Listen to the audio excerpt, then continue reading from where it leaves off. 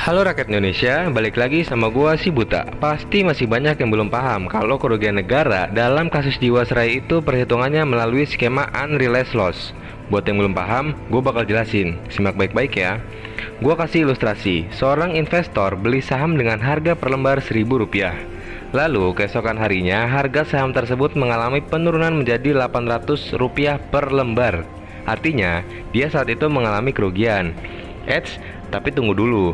Selagi investor tersebut belum menjual sahamnya, maka itu belum dapat dikatakan kerugian yang terrealisasi atau kerugian nyata, atau bisa disebut juga realized loss, alias menjadi unrealized loss atau potential loss, karena saham yang turun tadi masih punya potensi untuk naik kembali.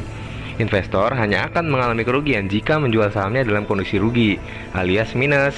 Sepanjang tidak dilakukan penjualan aset, penurunan nilai saham maupun reksadana hanya akan menjadi unrealized loss, karena saham tersebut masih mempunyai nilai dan tetap dapat dijual mengikuti fluktuasi harga pasar.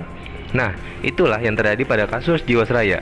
BPK melakukan perhitungan kerugian negara akibat kasus Jiwasraya melalui skema investasi atau unrealized loss.